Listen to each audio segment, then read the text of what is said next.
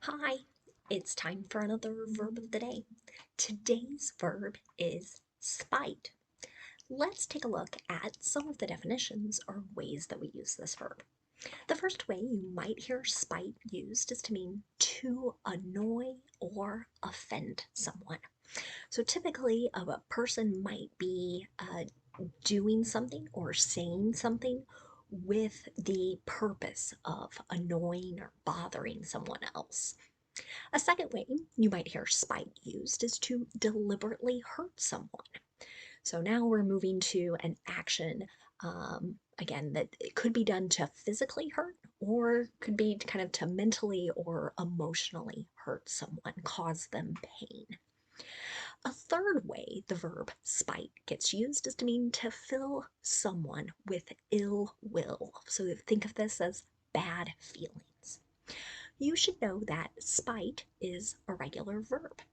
To make the progressive form, you're going to drop the E and then add ing to form spiting. The past tense and participle forms of this verb are made by just adding D, since this verb already ends in an E. The base verb, spite, ends in a T sound, so our past tense ending is going to add an extra syllable. We're going to make an id sound with it. Spited, spited. Okay. Now, you'll be happy to know no additional meanings through phrasal verbs, and this will give us a little chance to now practice using our verb of the day in the simple present and the simple future. Let's start with the simple present. We use this particular verb tense to talk about our habits and our routines. We also use it to talk about facts. And the thing you should remember about the simple present is that if your subject is I, you, we, or they, you just want to use the base verb just as it is. But if your subject is he, she, or it, then we need to add an S to the end of the verb to create that affirmative sentence. You can see that from a very simple, she spites their success. Right? So maybe it makes her kind of have these bad feelings. It creates ill will. Maybe she's a bit jealous of their success. So again, because the subject is she, one person, I'm adding an S to the verb. If it had been they, then there would be no S there. Now let's take a look at a negative simple present sentence. To make this, we need to use do not and then the base verb. That will be with the subjects I, you, we, or they. Or we'll use does not and then the base verb with the subjects he, she, or it. You might hear some people use the contraction forms. So instead of do not, you might hear don't, or does not, doesn't.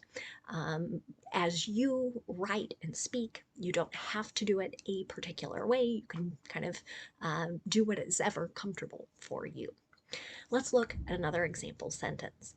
The small businesses don't spite the national chain for taking away customers. So here, maybe they have no will, they're not trying to hurt them, even though maybe this large company has decreased their business.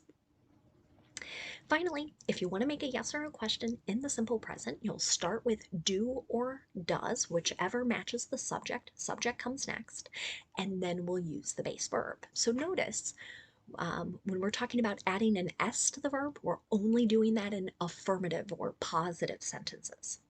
So let's look at our yes or no question.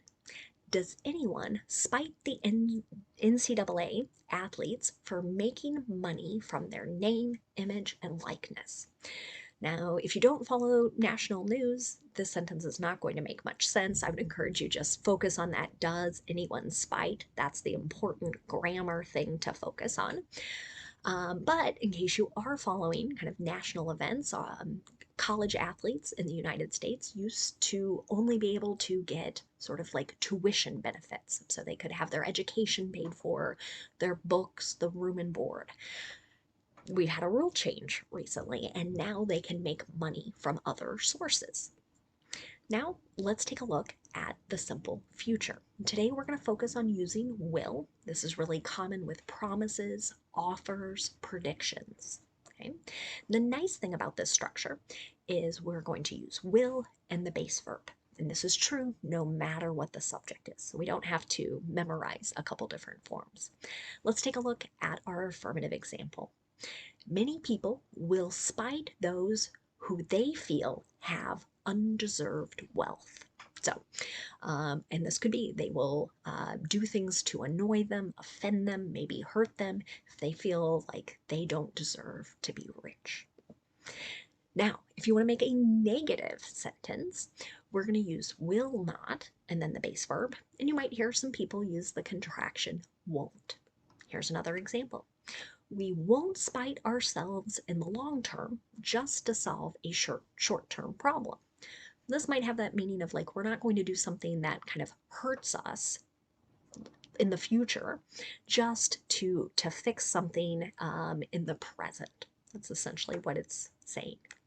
Finally, if you want to make a yes or no question in the simple future using will, start with will, then you'll have your subject, then the base verb. Will the coach spite them for their errors? So this particular sentence might be referencing a coach and a team and kind of wanting to know, are they going to punish or hurt them because they messed up, they made some mistakes. Now, let's spend a little time looking at words that are related to our verb. The first word we're going to look at is the noun form of this word, so same spelling, same pronunciation. When we use spite as a noun, though, what we're talking about is a desire to hurt someone, annoy them, or offend them. Okay? So, an example of that, you might say something to someone, did you say that out of spite? Did you say potentially hurtful things because you wanted to hurt someone, you wanted to bother them or annoy them or offend them? So, I think the key thing here to think of is this is done on purpose, right? We might all occasionally say something that hurts another person, and it could be an accident. We didn't realize what we were saying or we misspoke. But here, this is like I have a plan to bother someone or hurt them. Another related word is the adjective spiteful. This means showing or caused by malice. Malice might be a new word for you, but again, it connects back to that desire to hurt or annoy, offend. Okay? So here we're describing something that's caused by that desire to hurt and annoy. An example of this, the spiteful parent kidnapped the children. So here we might have two parents who have divorced. One really wants to hurt the other one, so that person takes the children. Another related word is the adverb spitefully. Okay? And again, so we're using this to describe actions that are either showing malice or caused by malice. So again, back to that idea of a desire to hurt, annoy, or offend. Here's an example. The government spitefully enacted the policy to limit immigration. Okay? So again, that idea, the desire to hurt a group of people. The last thing we're going to look at today is the phrase in spite of. And this might be where you actually see the word spite used most commonly. And this particular phrase means without being affected by a particular factor. So I think it's best if we look at an example to kind of help explain that. So in spite of the rainy weather, we had a great time hiking. Okay, so here our day of hiking was not affected by this other sort of bad factor, in spite of.